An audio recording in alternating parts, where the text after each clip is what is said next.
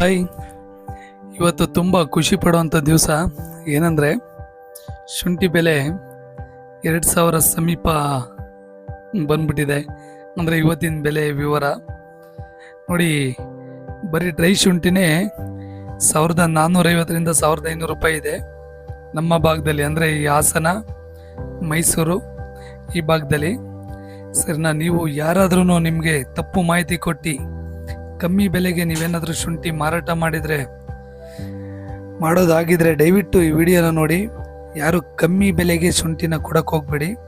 ಯಾಕಂದರೆ ಶುಂಠಿ ಬೆಳೆ ಆಲ್ರೆಡಿ ಒಂದು 75% 80% ಆಲ್ರೆಡಿ ಕೊಟ್ಬಿಟ್ಟಿದ್ದಾರೆ ನಮ್ಮ ರೈತರು, ಯಾರು ಉಳಿಸ್ಕೊಂಡಿಲ್ಲ.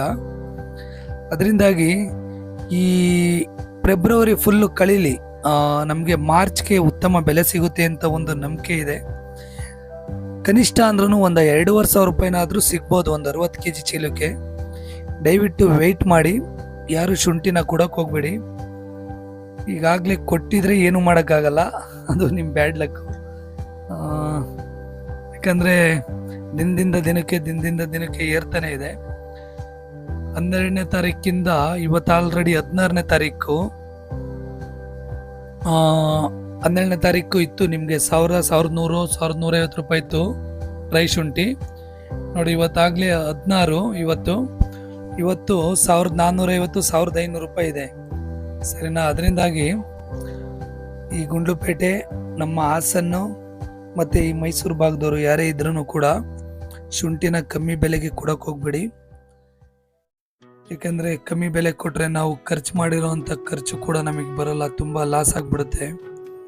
ಅದರಿಂದಾಗಿ ನೋಡ್ಕೊಂಡು ದಯವಿಟ್ಟು, ಯಾಕೆ ಯಾರು ನಿಮಗೆ ಈ ಮಾಹಿತಿ ಕೊಟ್ಟವರು ಅಂದರೆ ದಯವಿಟ್ಟು ಈ ವಿಡಿಯೋ ತೋರಿಸಿ.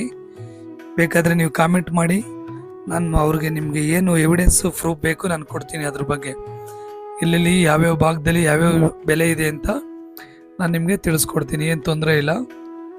ಅದರಿಂದಾಗಿ ಇವತ್ತು ನನಗೆ ಆ ಬೆಲೆ ತಿಳಿಸೋಕೆ ಟೈಮ್ ಸಿಗಲಿಲ್ಲ, ಅದಕ್ಕೆ ತುಂಬ ಅರ್ಜೆಂಟಾಗಿ ವಿಡಿಯೋ ಮಾಡಾಕ್ತೆ.